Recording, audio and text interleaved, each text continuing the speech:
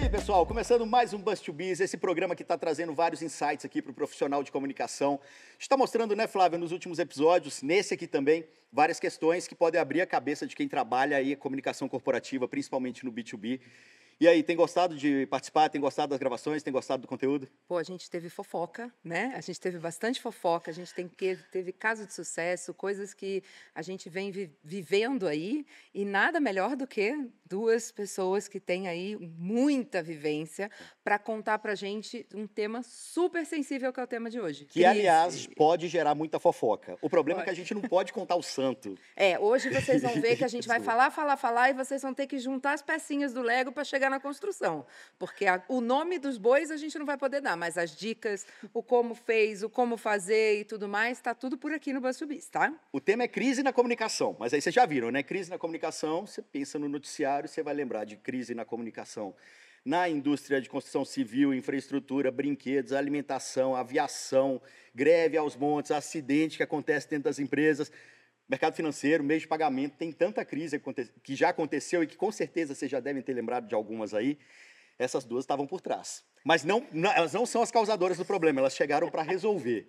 A gente vai falar disso também. Então, a gente está aqui com a Aline Tiepo. Oi, gente. E com a Cris Chartides, que Tudo bem? são, aí, como eu já disse, gente, profissionais incríveis de comunicação e marketing. Eu já tive o prazer de trabalhar com as duas em fronts diferentes, em crises, inclusive, né? Mas a gente não pode dar o nome do santo, como a gente já falou. Meninas, como é que a crise chega na comunicação? Chega sempre, é um susto, desespero, né? Com aquela ligação meia-noite, 5 horas da manhã. Mais ou menos isso, acho que é sempre num susto. De verdade, o que acontece? A gente está bem preparado, o susto é um pouquinho menor. Mas a crise, quando chega na comunicação, é porque já passou por algumas etapas, pelos processos que tinha que passar, e vem com essa sensação meio de desespero, né? Você falou, não pode contar o santo, quase que o santo é a gente, né? Porque assim, o cliente acontece o problema e aí existe uma confiança, a gente quer que exista uma confiança grande, seja na área de comunicação, seja na agência de comunicação, porque a gente está aqui para ajudar. Mas o jornalista fica desesperado do outro lado. Cadê? Quero mais informação. E aí, vocês não sabem ainda o que aconteceu, por que o avião caiu. Calma, né? Não é de uma hora para outra. Eu posso contar santos aqui, porque coisas que eu cobri. Uma que eu estava na Band na época que o Boechat morreu, por exemplo. Né? Lembram? Ele saiu de helicóptero da Band, foi dar uma palestra, voltou. Eu ia entrar ao vivo no Band News na hora que o Barão estava no ar. E o Barão era colega dele de rádio. E aí a Fabiana Panachão trocou assim de lugar com ele já saiu sabendo que tinha acontecido, né? Porque estava no ponto ali, não dá notícia, espera um pouco. Porque, primeiro, qual é a crise aí, né? Temos que contar para a família antes dela saber pelo canal onde ele trabalhava, era uma grande referência. E muito mais do que isso, gente. Caiu um helicóptero no meio de uma estrada que é de entrada em São Paulo, com um acidente que parou a estrada toda. O Boechat foi uma grande crise em vários sentidos, como são todas, né? E todo mundo especulando ali, né? Mas oficialmente você não podia dar informação. E aí como fica a comunicação nesse tempo? Um outro caso que eu lembro muito, um amigo meu trabalhava na comunicação da Latam quando teve aquele acidente de Congonhas. E ele contando os bastidores ali, né? Ele na casa da filha do Rolim, que cuidava da comunicação na época, numa reunião com todo mundo ali para poder ver como que a coisa ia acontecer. Quer dizer, são momentos de desespero, quase de desespero, né? Como fazer. E aí, como manter o sangue frio nessa hora? Pois é, eu acho que o sangue frio acalma, né? A gente também se envolve muito emocionalmente com o que está acontecendo. Imagina, seja nesses casos de acidente, né? Acidente fabril, acidente na aeronáutica e tudo, mas a gente tem alguns caminhos para a gente navegar por aí de algumas formas mais tranquilas. Aqui, complementando um pouquinho da sua pergunta, Flá, estava pensativa, a crise, ela vem, né, com telefonema, às vezes às 5 horas da manhã e tal, mas tem crises, pessoal, que surgem e elas estão sendo sinalizadas há muito tempo. Aquele cheirinho de crise no ar. A gente brinca que, assim, a crise, ela é a pegação de fogo, mas o sinal de fumaça começou há um tempão e ninguém capturou esse sinal de fumaça. Então, acho que a gente pode pensar nisso também, né? Como que a empresa toda, de forma geral, o ecossistema da empresa toda, junto com seus colegas de agência, da equipe de comunicação, conseguem se preparar melhor para ver sinais de fumaça, que podem ser apenas sinais de fumaça, né? E a gente consegue apagar aquilo ali rapidinho, ou se vira realmente uma grande crise que nos ligam às 5 da manhã. E aí, Cris, você que está aí super acostumada a fazer manual de crise, palestra sobre crise, treinamento de crise, como é que a gente vê essa faísquinha começando, esse sinalzinho de fumaça, ou como é que a gente pode tentar se antecipar a uma crise? O que eu percebo, né, nesses tantos anos trabalhando com isso? Tem algumas crises que elas estão aí, que eu até brinquei que você cheira no ar, né, aquele cheirinho de bolo ali acontecendo, e tem uma coisa importante que é uma negação, né? Tem empresas, quando eu trabalho na parte de prevenção de crise, que de verdade é o que eu mais gosto, as pessoas sempre, eu queria trabalhar em crise com você. Eu falo, que é mesmo, né? Mas, a prevenção, quando a gente começa a fazer a famosa matriz de riscos, muitas pessoas, executivos nas empresas falam, isso não acontece aqui. A gente tem compliance, a gente faz treinamento, não precisa pôr isso na sua matriz de risco. Então, espera acontecer para ver. A crise está lá e tem essa fase de negação. Mas como é que a gente faz isso? Se a gente consegue planejar, e aí eu vou falar isso 40 vezes durante a nossa conversa, o planejamento é o sucesso da crise. E aí, assim, se é crise, é porque está fora de controle. Então o planejamento vai fazer com que a crise não aconteça? Não. Se é crise, é porque ela já está acontecendo. Já foi. O planejamento a gente pode tentar evitar ou a gente pode amenizar danos à reputação. Então, Ou para isso que a ainda, gente né, planeja. Cris, se preparar seguindo procedimentos que devem ser tomados, né? Eu acho que uma situação muito comum em crise é a gente ir ficando sabendo das coisas aos pouquinhos. Aí, só rapidinho, assim, um outro ponto assim, de curiosidade de quem nunca atuou em crise. Mas, assim, como não ser essa pessoa que vê os sinais de fumaça, como você falou, Aline, e não virar aquela pessoa, tipo, nossa, que pessoa chata, a pessoa que está sempre vindo aqui falar que vai dar problema, que energia negativa. Super. Sabe? E eu vejo isso muito, pessoal, em cultura da empresa. Uma cultura de segurança, uma cultura orientada à reputação da empresa. A gente pode ter um manual de crise maravilhoso, né? Se ele não for, por exemplo, atualizado de tempos em tempos, a gente está sujeito, por exemplo, à mudança de liderança, e o manual está lá esquecido, né? E um novo líder daquela empresa, por exemplo, no momento em que ele pega uma crise, ele vai se deparar com alguma coisa que ele não conhecia antes. Ninguém deu visibilidade sobre aquele manual para ele, ou ele não concorda com os termos por algum motivo, e gera uma crise da crise. Você sabe que isso é uma coisa bem importante, Aline, que você está falando. A gente chama Cris, ou chama você, ou a gente acontece, faz cenário de crise, faz treinamento de crise, trocou a pessoa, quem leu? Né? Normalmente as pessoas vão acessar aquele manual. É assim, Cris, no dia a dia? Vão acessar o manual quando a crise acontece? Tem duas situações, né? Como eu trabalho com isso há bastante tempo, o que acontecia lá para trás, né? Você tinha as matrizes que mandavam seus manuais para o Brasil. Perfeito. E eles eram engavetados sem nem ser traduzidos. Ainda então, acontece, assim, tá? Queria falar nada, gente, mas ainda acontece. Aí você não sabe nem onde está o manual. Ou ele não é atualizado. E isso eu tenho um caso real de um executivo que a gente treinou. E anos depois eu encontrei com ele no mercado, conversa vai, conversa vem. Ele falou, você acredita que meu número de telefone ainda está naquele manual da empresa que eu trabalhava quando a gente treinou? Acredito. Então, e o mundo muda também, né? Os contextos de mundo mudam também. E a perspectiva do que é uma crise ou... Você teria que rever, né? Você teria que ter... Mas o que acontece? É um investimento de tempo e de dinheiro. Você tem que rever, porque mudam pessoas, porque agora tem rede social. Como é que a gente fazia gerenciamento de crise sem rede social? Era diferente. Exato. E agora tem a rede social. Então, agora, a primeira coisa que se faz numa crise hoje, que eu vejo lá na prática, né, é alguém faz um social listening, alguém vai para a rede social, tem que ter uma pessoa que está ali na rede social cavucando, olhando todas as redes sociais, porque mesmo no B2B, gente, importantíssimo, mesmo no B2B, o B2C pega.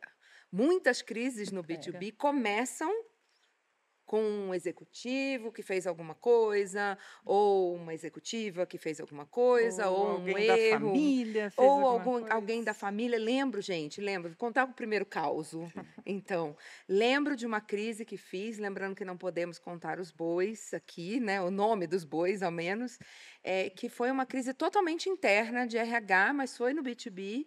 Foi uma crise de RH porque o marido de uma funcionária muito querida fez uma besteira que saiu nesses vídeos que alguém filmou ele fazendo uma besteira muito grande.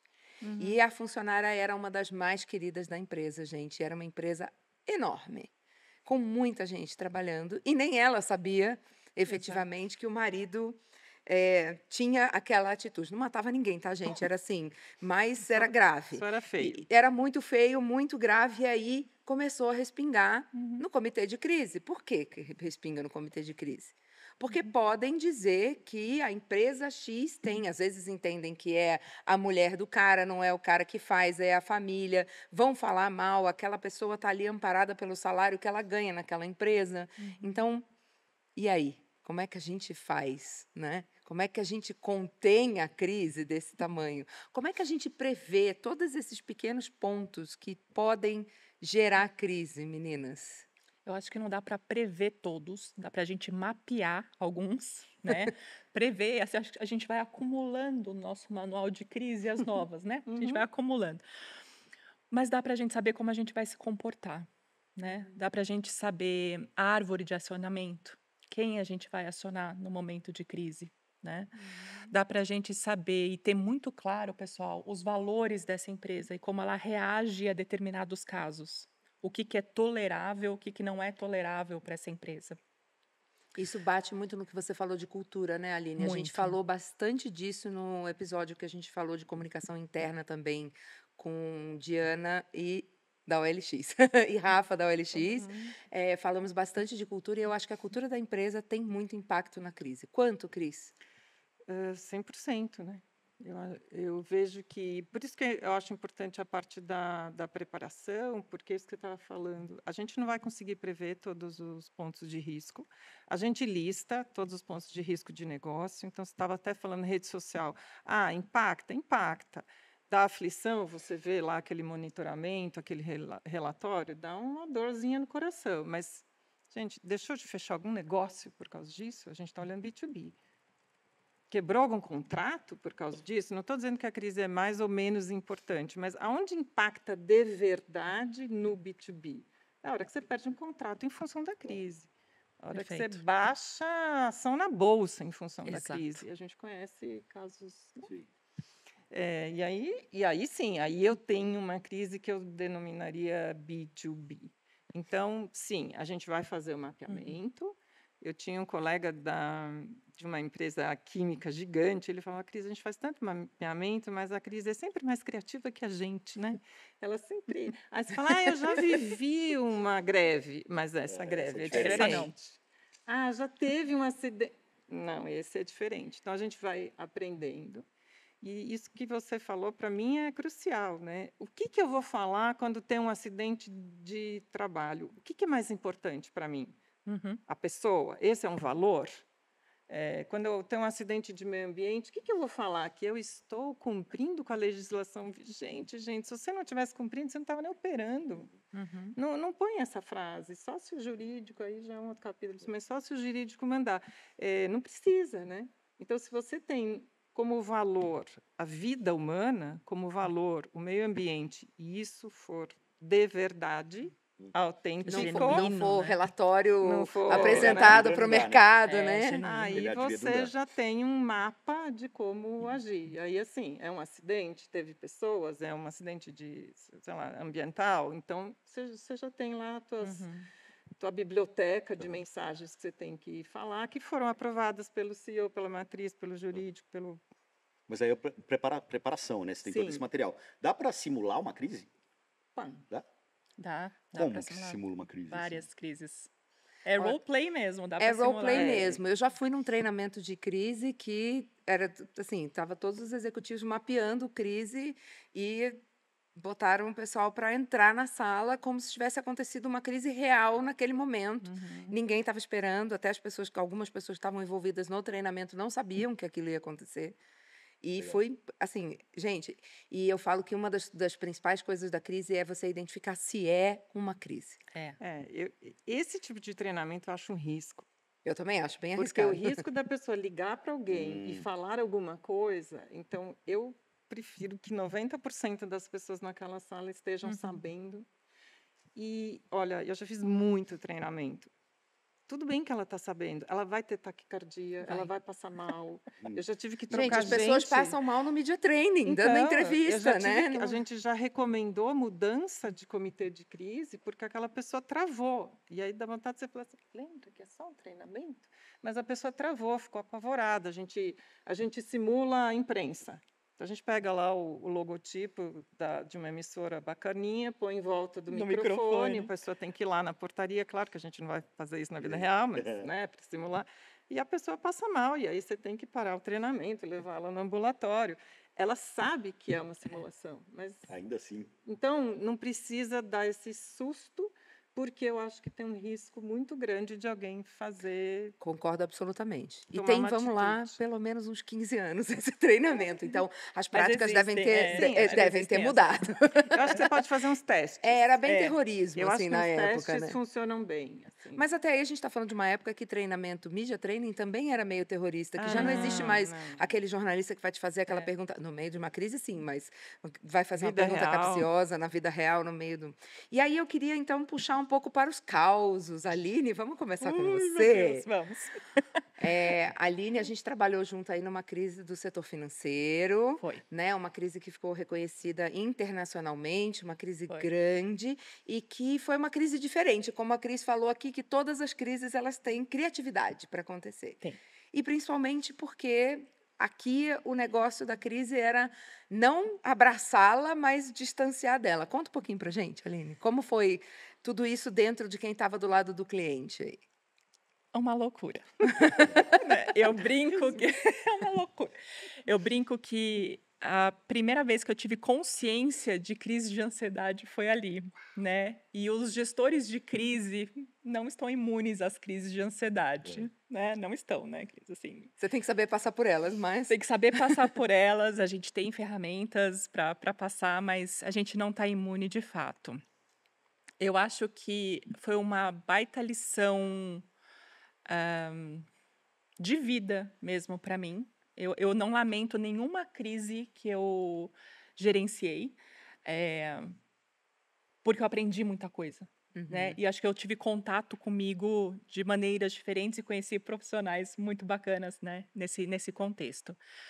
O que eu acho que foi um grande diferencial nesse processo, pessoal, foi a escuta. A escuta, né? A importância da gente escutar o entorno, o que está acontecendo.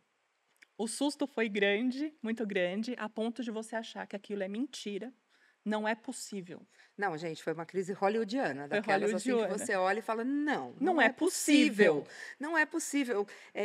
Malas e pessoas desaparecidas e coisas assim que você fala, não, gente, não, peraí. É de brincadeira, vocês estão brincando, né? Mas passado aquele primeiro momento da negação, né? Você tenta colocar as coisas em perspectiva e escuta, né? E aí vem aquilo do tipo, segure todo o resto e vamos ver o que a gente precisa fazer aqui e vamos ouvir também os especialistas. Vamos ver o que está acontecendo. Então, para a gente conseguir tomar uma ação. E eu acho que, nesse caso, a ação, ela vem... É um case que eu trabalhei junto com a Aline, né? Eu comentei aqui. Então, assim, ela vem com uma mudança de perspectiva de crise até para mim. Totalmente. E nesse caso, era uma empresa multinacional, que também entra naquele ponto que você falou, né, Cris? Tipo, vem de lá, faço alguma coisa aqui. E como impacta negócios, né? Como está tudo conectado mesmo. De fato, a crise o epicentro da crise não era aqui. Veio do Brasil, a origem da crise não foi no Brasil, foi fora, mas obviamente impactou em todas as operações da companhia no mundo todo, consequentemente no Brasil, que era uma das maiores operações, e é um efeito dominó. né? Não tem nem como, mas é isso, assim, você tem que estar acostumado, inclusive, a receber a crise num outro fuso horário. Sim. Não é o seu fuso horário. Lembro disso. Exato. 6 horas de diferença. 6 horas de diferença, você trabalhando em outro fuso horário para tentar entender o que está acontecendo e acompanhando o fechamento de redação de outros veículos em outro fuso horário e esperando o Brasil replicar a mesma matéria, né? Então...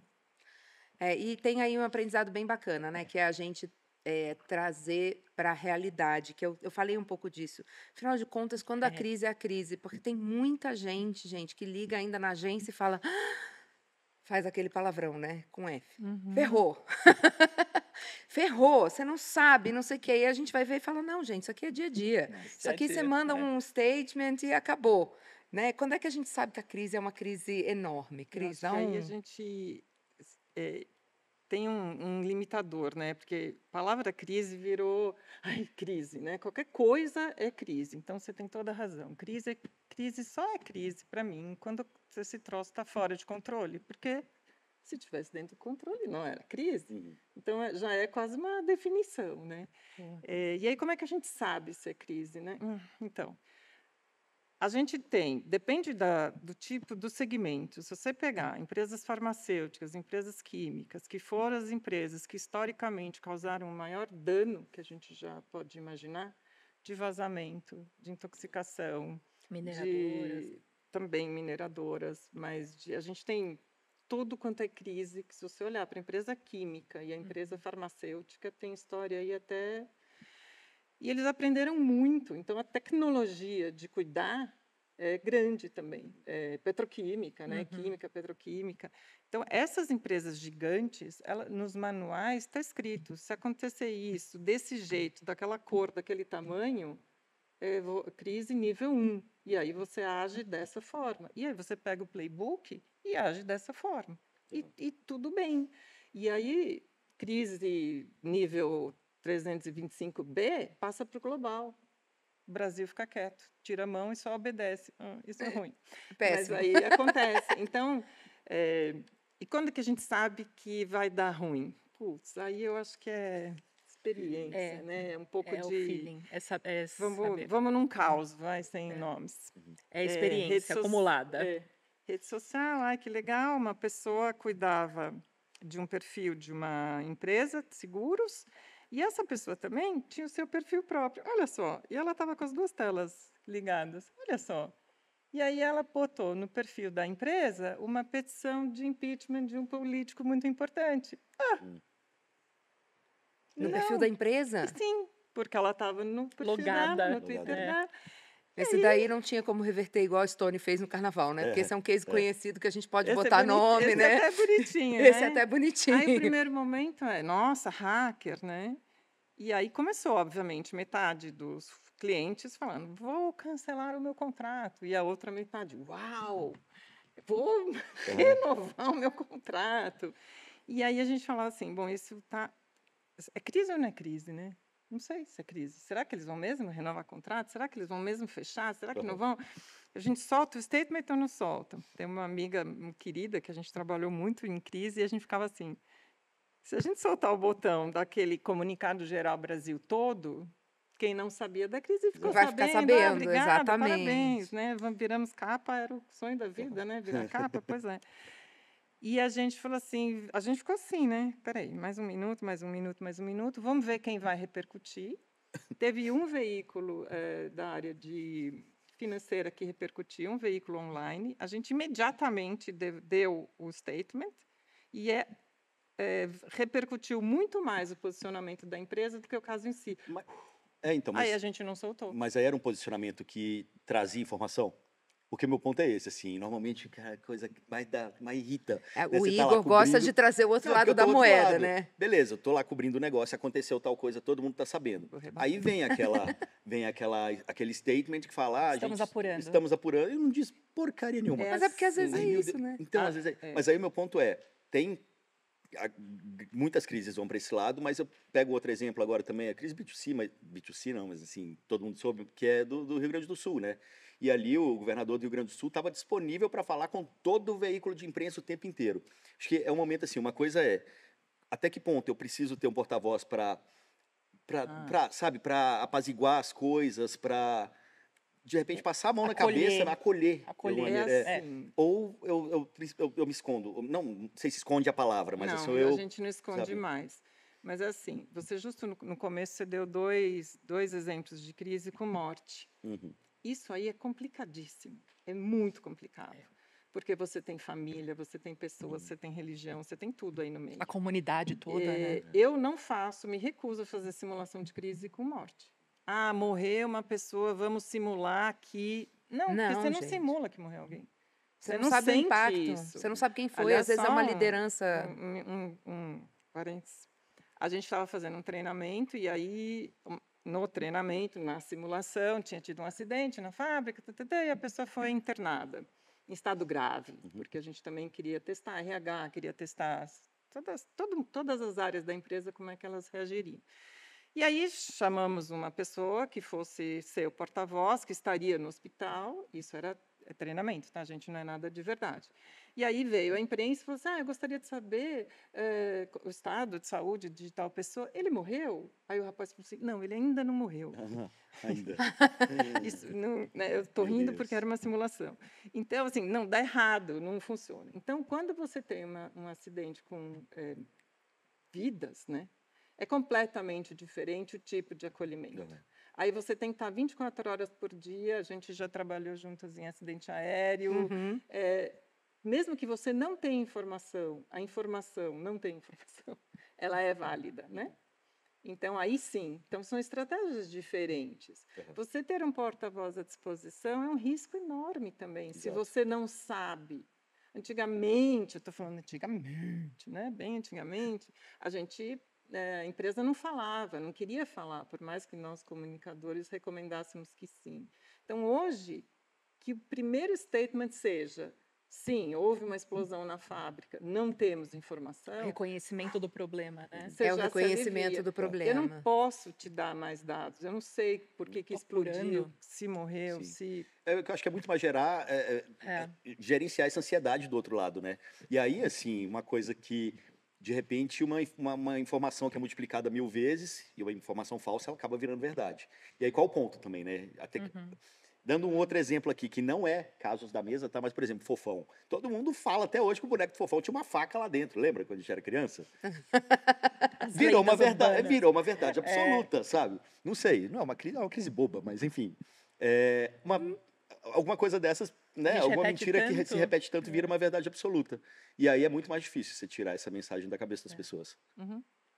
E aí? Qual que é a hora de chegar junto e falar, pera lá, isso aqui não é não.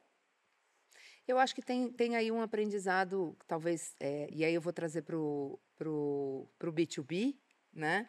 E para o caso que a gente estava conversando, que chegou um determinado momento que a gente entendeu que a gente precisava separar as coisas. Isso mesmo.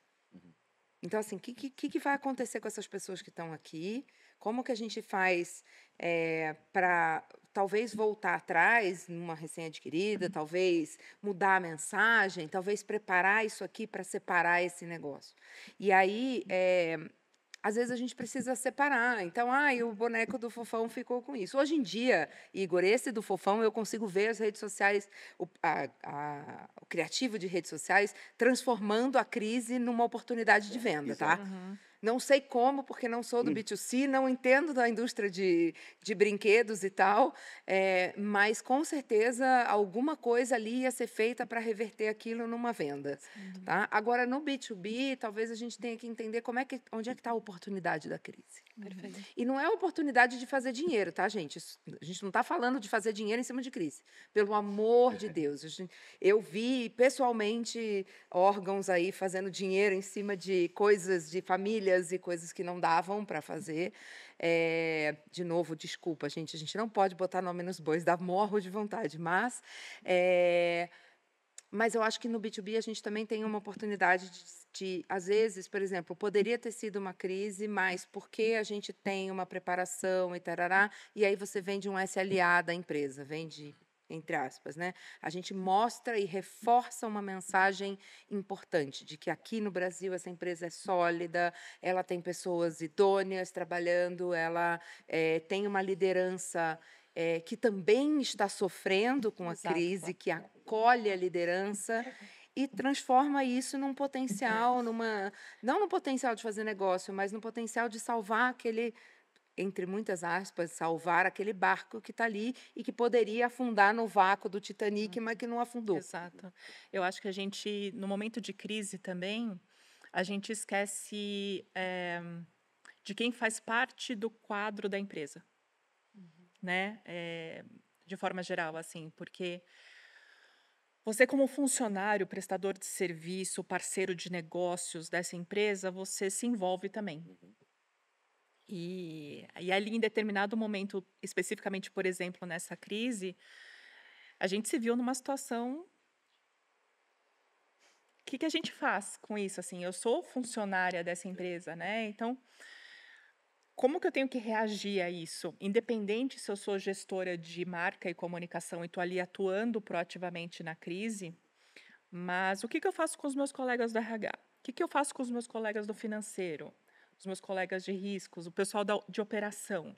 O que eu faço, né? Como que eu acolho essas pessoas também? Então, acho que aí está uma oportunidade também, né? A gente fica tão preocupado, né, Cris, de olhar para responder para a imprensa, no timing que a imprensa quer, porque tem um risco e vai dar capa e não sei o quê, que talvez a gente esqueça de todo um composto interno, né, que também é importante ser acolhido. Não, foi perfeito. Eu lembrei de um caso recente também disso. E a gente as pessoas estavam muito próximas aqui, a gente sendo entrevistadas e tal na época dessa crise, em que a pessoa que era porta-voz, ela recebia ameaça de morte. Ela recebia, falou: "Você sai da empresa, eu tô aqui na porta te esperando", sabe? E ela começou a ter uma crise de ansiedade absurda porque personalizaram o problema nela, né? Tipo, meio que ela virou um problema, né? E aí, de novo, atendente, imagina o saque de quem trabalha no saque nessa empresa, só levando paulado o dia inteiro na cabeça. A gente faz no trabalho de prevenção, a gente tem lá a famosa lista de stakeholders, né? Lista de públicos, porque a gente está falando bastante de imprensa e rede social, mas eu tenho sindicato, eu tenho governo, eu tenho agências reguladoras, depende da Tem um onde público está essa interno. crise. Eu preciso falar com todos. Vocês fizeram um episódio sobre M&A, né? Eu falo com quem Sim. primeiro? Eu falo com o mercado financeiro primeiro ou com o público interno? Putz, aí eu tô com aquela regra, né? Então, primeiro que a regra básica é público interno, você tem que falar exatamente a mesma coisa que você vai falar com o público externo, porque a gente escreve para o público interno sabendo e às vezes querendo que vaze, né? Já faz parte da estratégia. Às vezes querendo que vaze. Gente, olha o pedacinho de dica informação que a gente está recebendo. Essa estratégia. Quando não existia smartphone, teve uma época na vida da gente que a gente não tinha um negocinho que filmava, a gente chamava de crise o que sai da empresa. Se está dentro, pode ser a pior coisa do mundo, mas esse dentro e fora, né? Não existe mais, né? Então, o público interno, ele é ele que fez a marca, ele que fez a empresa, ele merece respeito, ele merece acolhimento, ele tem família, ele vai sentar na pizza de domingo, o pessoal vai falar assim: "E aí, hein? E aí?", né? Você vai continuar trabalhando lá? E esse crachá, né? Vocês lembram uma empresa grande que teve um monte de problema, tal, né? As pessoas pararam de usar crachá na hora de almoço. Entrava no táxi, não deixava. O crachá. Então, assim, como é que você cuida destas pessoas? Porque essas pessoas, elas podem, e às vezes querem, e às vezes nem é bom que queiram, né? Ajudar a defender a empresa no momento de crise. Então, é tudo muito amarrado. O que eu acredito, o que eu falo, para quem que eu falo, quando eu falo.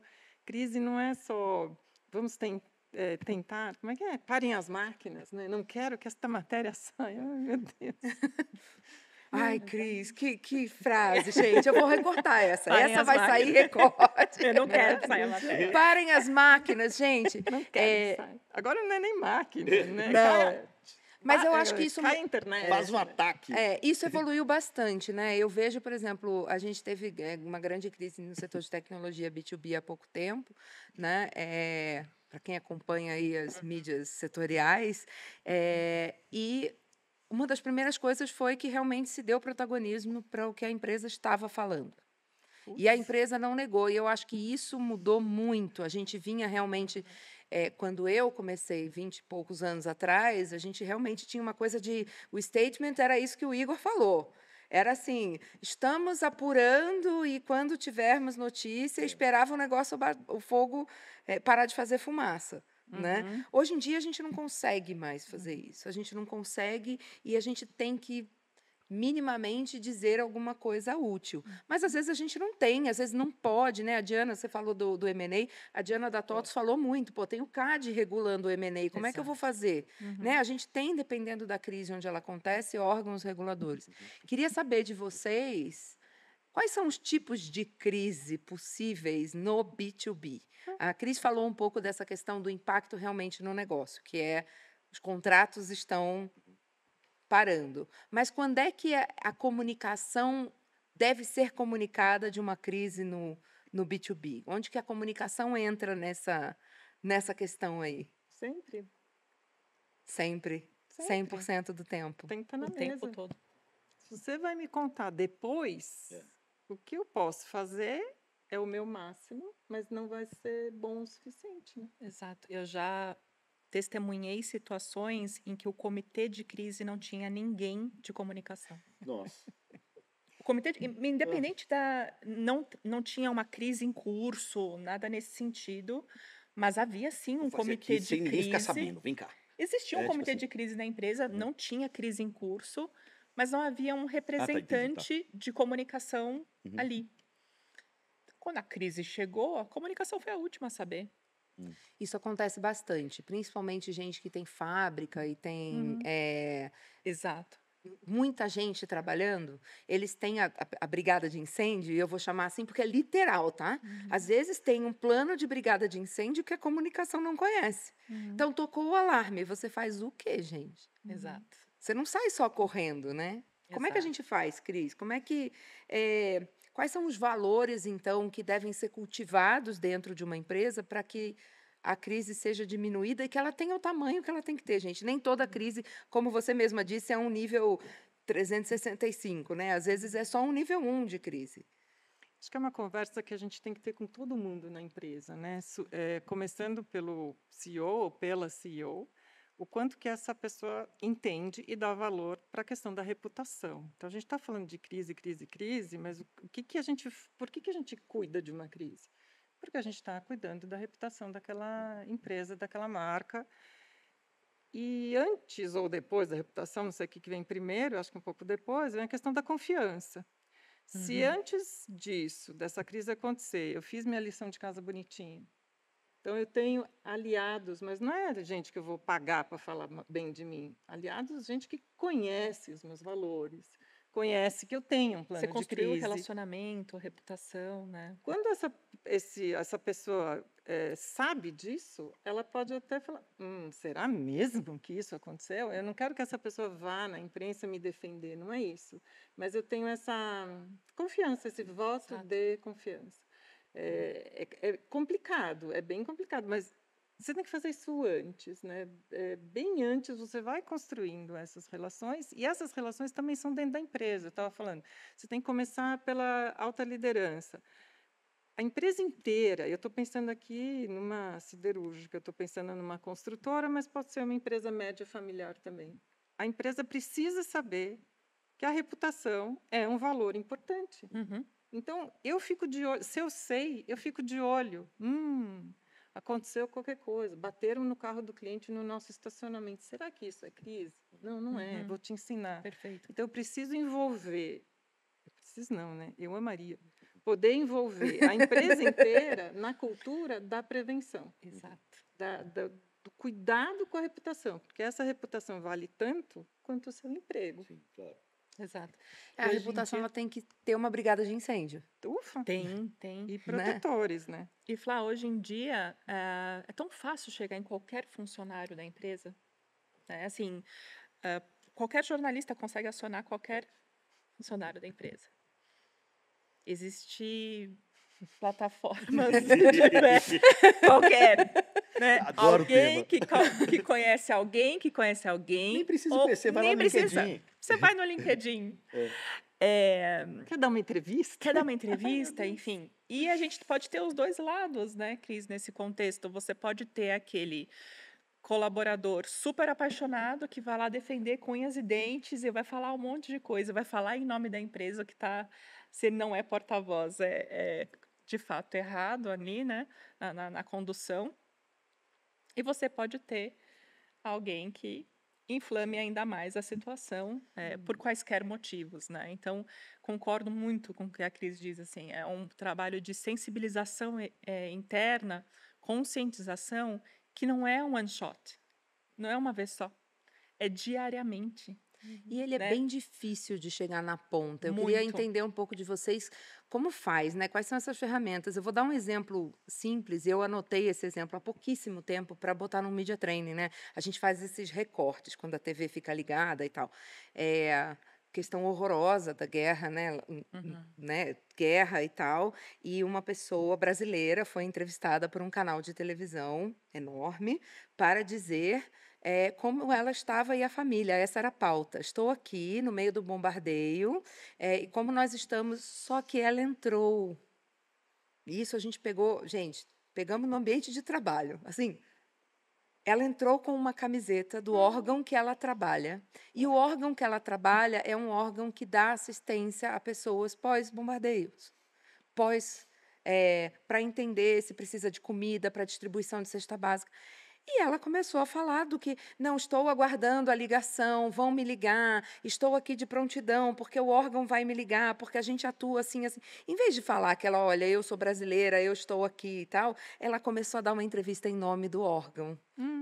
Então, assim, como é que a gente consciente... Gente, não dá. Desculpa, você vai falar de uma empresa química enorme, você vai falar de uma empresa de tecnologia aqui, que é o nosso métier aqui, enorme. Como é que você vai educar a pessoa do call center, o saque, enfim, gente, que seja qualquer uma ponta ali.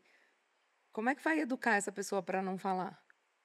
Ou para não querer o ego dela aparecer, gente. Bota no contrato. Perde o emprego se falar. Mas acho que a gente tem diversos caminhos, né? Eu acho que o onboarding dessa pessoa é muito importante. E eu acho que a gente não pode subestimar o onboarding, né? Aquela fase inicial de acolhimento desse novo funcionário. Eu acho que é super importante passar algumas mensagens ali. Ele ainda está com esse funcionário, ou essa funcionária ainda está com a cabeça fresca, né?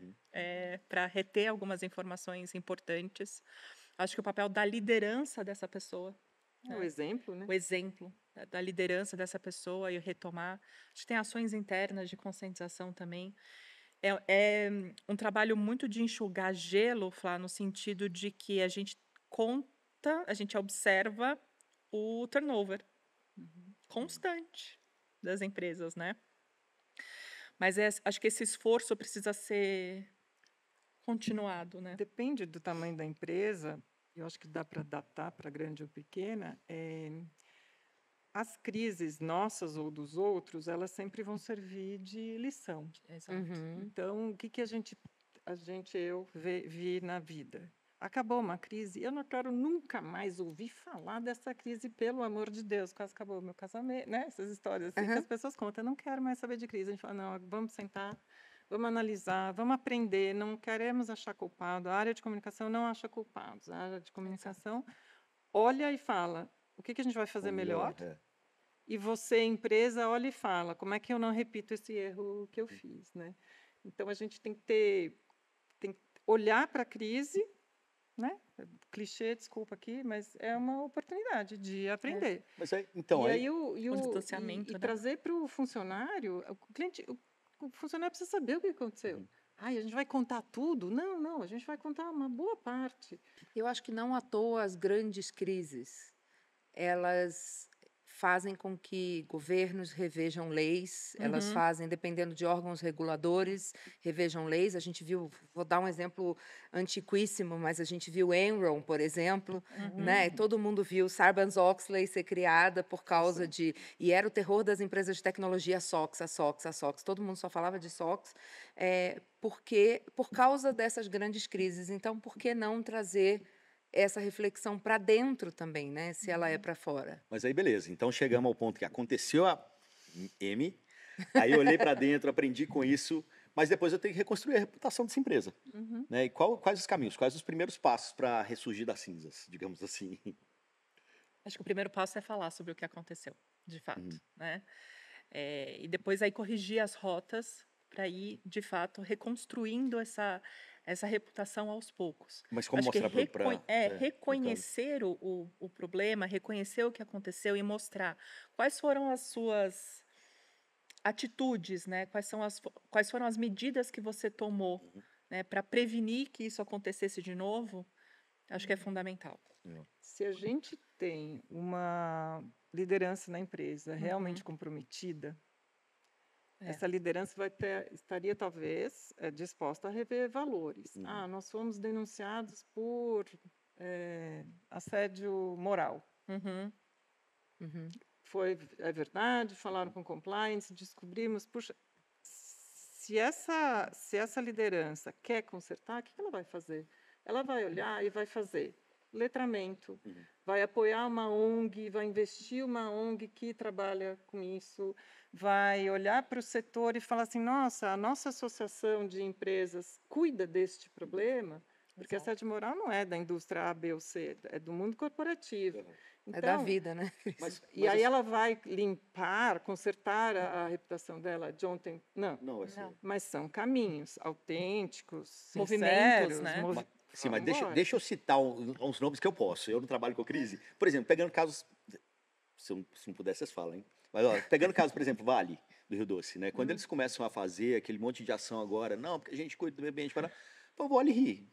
Ou alguns olham e riem, porque, putz, acabou de acontecer um grande estrago e vocês agora estão pagando de bonzinhos, sabe? É hora de falar, porque a cara de todo mundo, não vamos comentar. Sobre isso a gente não pode comentar, Igor. Então tá bom, então sobre isso não pode comentar, beleza.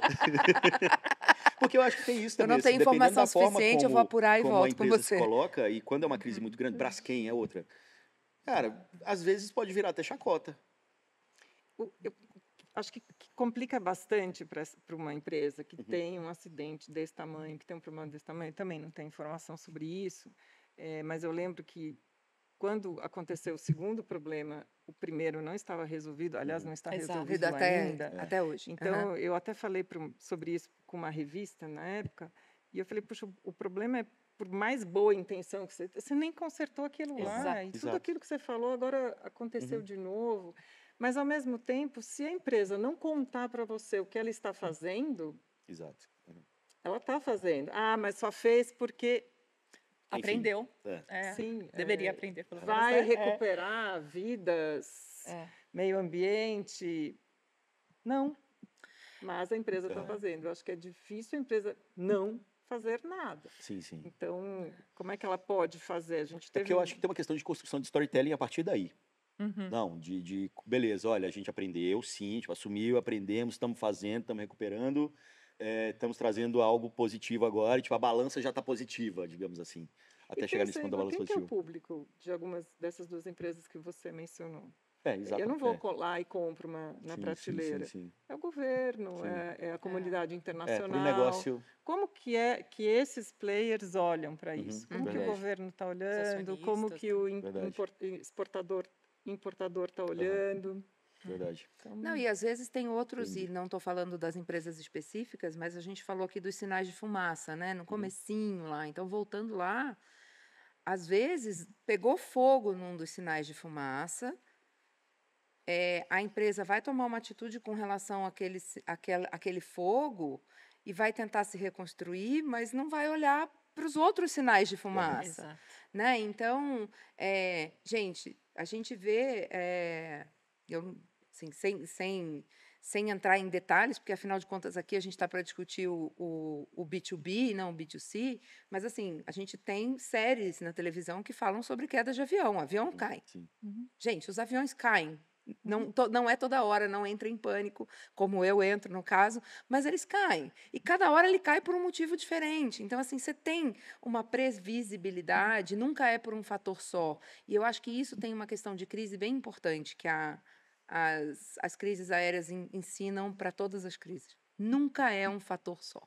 O que faz a crise perder o controle, né, que a gente chama ela de crise então, porque se tem controle não é crise, Isso. como a Cris aqui falou muito bem para a gente. Se perder o controle é porque muitas coisas aconteceram. Então, às vezes, alguém falou que não devia, ao mesmo tempo que a bomba caiu, ao mesmo tempo que a outra pessoa sofreu um acidente, uma falha mecânica junto com uma física, E aí, como que faz nisso tudo? O que a gente pode é mitigar risco, né?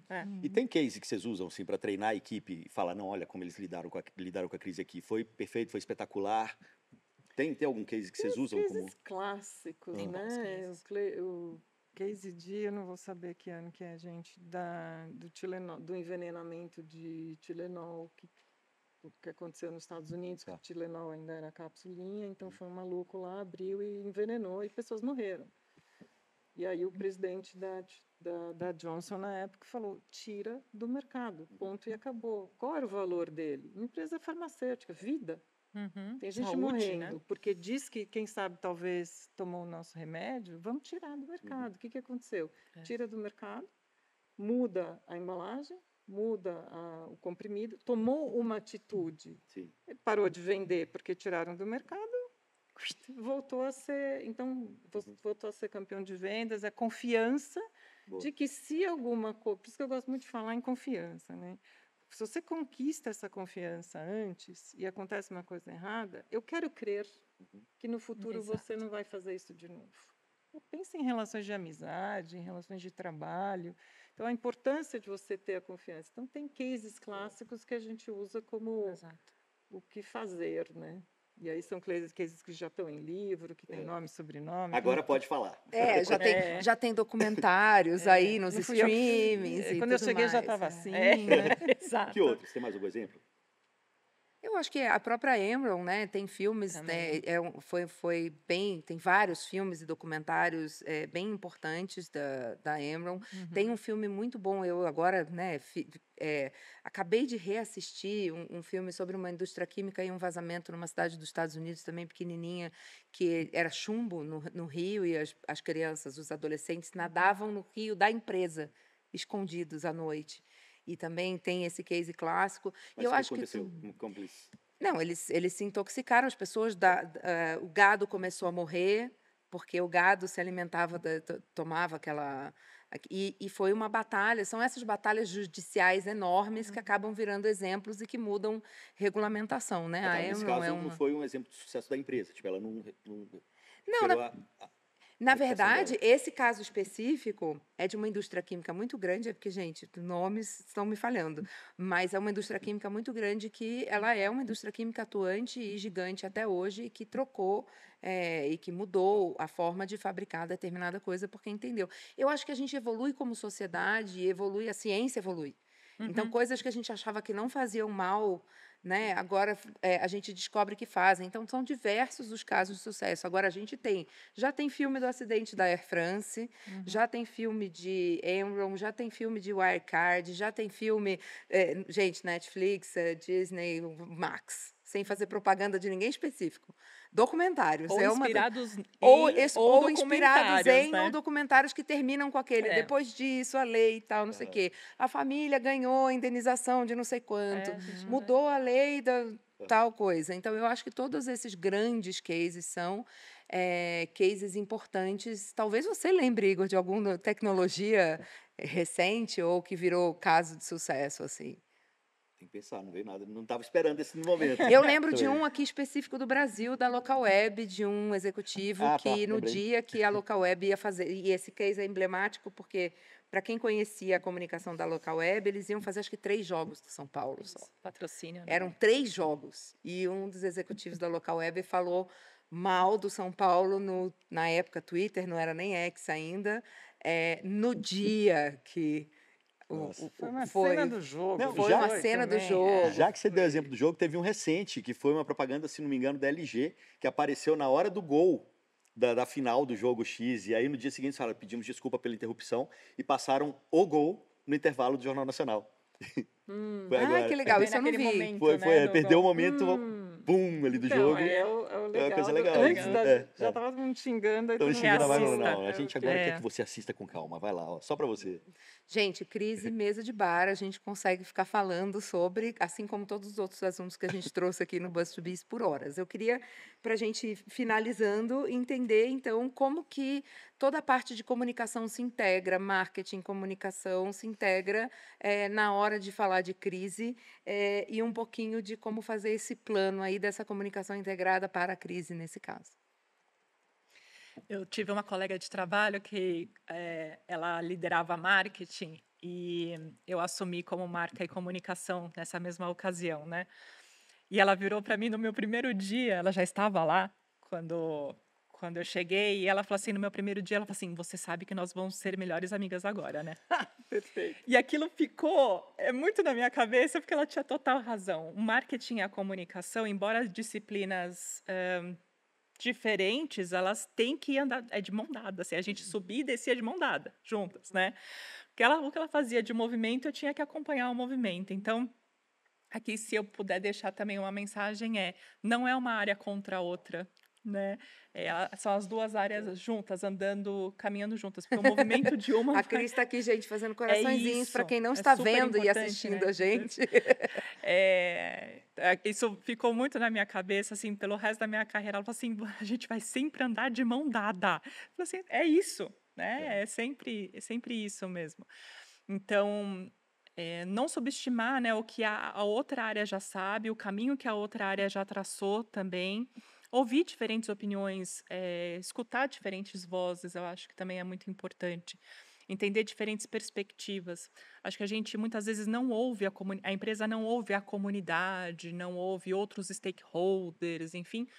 Mas às vezes essa surdez seletiva acontece dentro de casa, né? Isso, assim, eu acho que a gente precisa se ouvir mais e se acompanhar mais, com uma escuta mais empática. Você falou dessa integração, concordo, claro, né, que você tem comunicação e marketing, porque depende da crise, não faz sentido você continuar com aquela super campanha de Exato. um super lançamento, ou, no caso B2B, que seja uma campanha de reforço de imagem.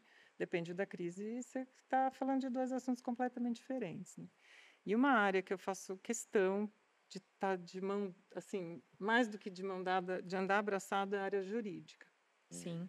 Porque pode ser uma crise dentro da crise, né? A área jurídica, muitas vezes, a estratégia de comunicação está abaixo da estratégia jurídica. Perfeito. Eu devo, qual é a palavra que eu uso? Posso usar. Eu lamento, eu confesso, porque assim, eu estou falando com seguradora, eu estou falando com processos de pessoas, então a área jurídica e a área de comunicação, elas têm que estar muito, muito próximas, por isso que no momento lá daquele planejamento que eu estou defendendo bandeiras, é com a área jurídica que a gente vai falar. Se a gente não falou, você não pode nada. E o que você pode é aquele comunicado que você fala, nossa, vou pôr num tradutor, numa IA aqui para traduzir o que está escrito, né? Uhum. Então, a área jurídica, todas as áreas têm que estar muito, muito, muito integradas, capitaneadas pela alta liderança, porque senão a gente vai se matar aqui no meio, Exato. né? Então, são áreas assim, que tem que estar bem pertinho. Né? Essa integração é de verdade, não é só aquela coisa, plano de comunicação integrada. Então, tem que entender o timing do outro, né? Saber ouvir. Saber Isso ouvir. que você falou de ouvir é muito. Você entra numa sala de crise, a parte de escuta. Esse daqui está cuidando da ação na bolsa. Esse daqui está cuidando do emprego dele, né? E esse daqui vai deixar de ir no casamento do filho da prima por causa da crise. Cada um, Exatamente. Então, como é que a gente escuta? Como é que a gente ajuda? Exato. É isso mesmo. O papel. Meninas, muito bom. Chegamos ao final de mais um Buzz to Biz aí, que daria muito mais assunto, né, Igor? Não, adorei esse episódio. Inclusive, foi gostoso saber algumas das fofocas. Pode ter uma parte 2. Principalmente de bastidores aqui. De coisas que aconteceram que a gente não pode contar em câmera. Mas, enfim, é isso, pessoal. Buzz to Biz, a gente ainda tem mais um episódio dessa temporada. Então, se liga, porque o próximo episódio a gente vai falar de glossários do B2B. Quem nunca trabalhou em alguma empresa que tinha aquelas palavras específicas para determinado mercado e que você tem que ficar explicando o tempo Aquelas inteiro siglinhas o que ninguém sabe o que é, né? Ou siglas internas que todo mundo já acostumou e na hora que você vai dar uma entrevista, putz, soltou aquela sigla que você não não faz sentido para ninguém. Então é sobre isso o próximo episódio. A gente vai falar com o Rafael Hewitt da Kaspersky e com a Larissa Olival, que é da Adjust. Acho que também vai ser um episódio super bacana. Muito legal, pessoal. Obrigada. E acompanha. Lembra que a gente falou aqui de vários outros episódios. O Buzz2Biz vai ter 8 episódios aí nessa temporada para vocês acompanharem. Ou no YouTube, ou no seu... como é que fala isso? É streaming de podcast favorito. Ouçam no carro, é um papo gostoso. E nas nossas redes sociais também, né, Igor? Só procurar Buzz2Biz, BUZZ2BIZ, todas as redes sociais. Comenta lá, manda DM se tiver alguma dúvida, quiser mais informação, estamos por aqui. Muito obrigada. Obrigada, meninas. Obrigada a vocês. Pessoal, valeu demais. Até a próxima. Até.